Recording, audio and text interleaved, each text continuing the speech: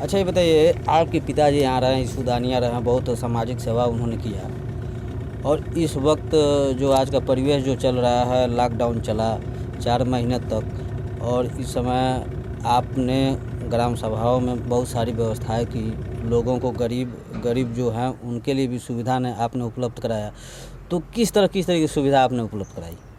जी, पहले तो लॉकडाउन में खाना 13 दिन, पानी, शरबत, और कई ऐसे यात्री थे, प्रवासी लोग थे जिनका चप्पल टूट जाता था, उनको प्रवासी मजदूर जो बाहर से आ रहे थे उनके लिए आपने सुविधा जी उतना सुविधा करवाया। और उसके बाद फिर बीच में थोड़ा सा लगन चला है, तो कई ऐसे बच्चियों का शादी हुआ है कि उसमें जिस तरह का मदद करना चाहिए, कुछ चावल 25 किलो 50 किलो जो जितना हो जाता है दे देते हैं, 25 किलो से कम नहीं देते हैं, और न्योता भी जो होता है उनको दे देते हैं। आज इस वक्त नारायणी के तट पे जो पनियावा पुल जो हमारा जो बना हुआ है, जो यूपी और बिहार को जोड़ता है, इस वक्त यहाँ पर हम लोग मौजूद हैं जी। तो अभी एक चीज़ और आया है कि आपके वहाँ एक पथलेश्वर नाथ मंदिर है जी, वहाँ एक शौचालय का आज उद्घाटन होने वाला था जी। तो उसमें कुछ आपके स्थानीय प्रमुख थे, उनको सूचना दी गई थी जी आपके द्वारा या किसी भी द्वारा, लेकिन अभी तक वो आए नहीं। उस संबंध में जैसे श्रद्धालु आते हैं वहाँ ब्याह शादी वगैरह जो भी व्यवस्था होती है, जी जी जी, तो उसमें आपका क्या कहना है? जी, सबसे पहले तो वहाँ एकदम शौचालय चालू होना एकदम अनिवार्य है, इसलिए कि वहाँ दुल्हन दूल्हा का शादी होता है, बाई चांस उसको बाथरूम लग गया तो भटकना चालू हो जाता है कि कहाँ जैसे वॉशरूम लग गया तो हाँ नहीं बाथरूम पेशाब लग जाता है तो इधर उधर भटकते हैं लोग। तो आज कितने 3 साल से बंद था, तो हमारा नज़र पड़ा, उसको कहे कि ताला खुलवा दें, ताला खुला। प्रमुख जी उसको बनवाए हैं, ब्लॉक प्रमुख जिलाजीत यादव, तो उनसे बात भी किए तो बोले कि उद्घाटन का एक टाइम दीजिए, आप उसको उद्घाटन कर दिया जाए। तो उसमें एक चीज़ और रहा, जैसे कि आपके पिताजी सूदानिया जो थे, सामाजिक सेवा और बहुत सारे लोगों को उन्होंने रोजगार के तरफ भी उन्होंने ले गया। क्या आप उनके लड़के सोनू जी हैं, तो क्या आपके अपने पिता के प्ररूप चलना चाहेंगे? चल ही रहे हैं। 2018 में उनका ये इंतकाल हो गया। उसके 2018 में डेट मतलब किस डेट को लगभग समय याद है? हाँ 17/4/2018 में उनका इंतकाल हुआ। हाँ। तो उनके इंतकाल होने के बाद आप क्या चाहते हैं कि आपके पिताजी के अनुरूप हम चलें, और जो उन्होंने सामाजिक व्यवस्था और सामाजिक छवि को बनाए रखा, क्या उनके पुत्र के रूप में आप क्या उनकी सामाजिक सेवा को बनाए रखना चाहते हैं? जी जी, जितना उनका सेवा देखे उस पर तो चल ही रहे हैं, उनसे भी अच्छा चलने का हम प्रयास करते हैं कि और इनसे जो मेरे पिताजी थे उनसे भी बढ़िया हम चलें, कि उनसे भी बढ़िया काम करें। ये मतलब ये है कि मतलब पिता के अनुरूप मुझे चलना है। जी एकदम चलना और सामाजिक सेवा करना।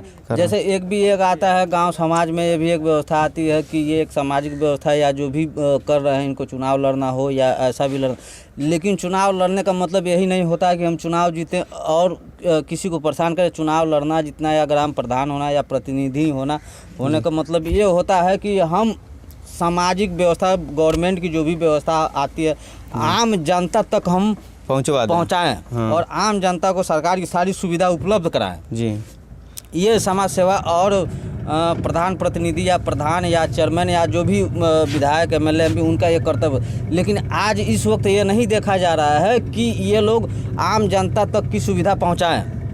जी, ये तो राजनीति से हम बहुत दूर रहना चाहते हैं। हमको इंसानियत से मतलब है, हमको राजनीति से मतलब नहीं है। अब वो लोग क्या करते हैं, कहते हैं लोग कि हम कोई इतना में वोट खरीदे हैं, एक चुनाव में मेरा 12-13 लाख रुपए खर्चा होता है, अगर तुम्हारे कहने से फ्री में हम कर देंगे तो बताओ मेरा पैसा तुम दोगे? हाँ, चुनाव में इतना पैसा लगाए हैं, जनता खुद विकास बेच दिए उतने पैसे में, तो क्या हम सेवा उतना कर पाए? कहीं ना कहीं राजनीति का बिजनेस बन चुका है, उससे हम हट गए हैं। हमको इंसानियत करना है। हमारा ये भी एक चीज़ माना जा रहा है कि जैसे आप एक मुस्लिम वर्ग जैसे आज की हिंदू की सरकार में, बीजेपी की सरकार में और योगी की सरकार में कहा जाता है कि मुस्लिम वर्ग अलग है, हमसे इससे कोई मतलब नहीं। लेकिन आज इसी समय में मुस्लिम वर्ग जो है लॉकडाउन में, और लॉकडाउन चला और कहीं भी किसी प्रकार की दिक्कत होती है तो ये मुस्लिम और हिंदू भी मदद करता है, मुस्लिम भी मदद करता है। क्या ये राजनीतिक दल मुस्लिम और हिंदू को बांटने का काम करते हैं? नेता जितने हैं सब अपने कुर्सी को पाने के लिए सारी नीति को डाल देते हैं जनता में, चाहे जिस तरह से हमको वो कुर्सी मिल जाए, बस वो अपने नीति का इस्तेमाल करते हैं। क्या हो रहा है नहीं हो रहा है उससे मतलब नहीं है। कहीं ना कहीं हिंदू और मुस्लिमों को बांटने की बात होती है वोट की राजनीति के लिए। हाँ, राजनीति लेकिन के लिए। विकास के नाम पे कोई राजनीति नहीं, विकास के नाम पे कोई लूट की जाती है। लूट है बस। हमको अगर किसी को, जैसे इनको हमारे घर के बगल में कहें, उनको आवास के एकदम आवास के पात्र के लायक हैं, कई बार हम दौड़े कहे, हाँ, लेकिन कहीं कोई सुनवाई नहीं। पैसे की मांग हो रही थी, छोड़ दिया गया, कहा गया कि अब जो गरीबी है झेला जा रहा है, जिस दिन पैसा होगा बनवाएगा, नहीं होगा नहीं बनवाएगा, झेल रहा है। लेकिन कहीं ना कहीं राजनीतिक दलें जो हैं अपनी आपसी भाईचारा को, जो अपनी भाईचारा हिंदू मुस्लिम सिख ईसाई जो भी हैं, इनको सबको बांटने का राजनीतिक दलें जो हैं वो यह कार्य कर रही हैं। कहीं ना कहीं ये बटे और आपस में लड़े और इसका लाभ हम ये तो पूरा देश में हिंदू मुस्लिम का चल रहा है। अभी एक छोटा सा चुनाव लड़ा जा रहा है, उसमें भी रख दिया जा रहा है हिंदू मुस्लिम, तो जाति करके वो लोग अपना चुनाव लड़ते हैं। चुनाव तो बड़ा चुनाव, लेकिन छोटे चुनाव में भी इसका प्रयोग किया जाए। छोटे या ग्राम प्रधान का चुनाव हो, जी। या विधायक का हो, या एमएलए एमपी का हो, यानी कहीं ना कहीं समाज को बांटने का राजनीतिक दल ये कार्य कर रही है। समाज को जोड़ने का कार्य नहीं कर रही है। नहीं, कभी नहीं करती है। देखिए, यदि कोई मर जाता है तो सारे दल के लोग जाते हैं। जी। किसी का विवाह पड़ता है तो सारे दल के लोग जाते हैं। लेकिन वोट की राजनीति में ही सारे लोग को दल को बांटने की बात की जाती है। जी, हमारे वहाँ प्रधान जी के लड़के का शादी था, तो सभी हिंदू मुस्लिम सभी लोग गए थे, बहुत से भीड़ था। लेकिन जब चुनाव आता है तो दल बांटने की और जातिवाद की बात हो जाती है। हाँ, कुर्सी के लिए अपना जातिवाद कर लेते हैं लोग। रेड डाल दो।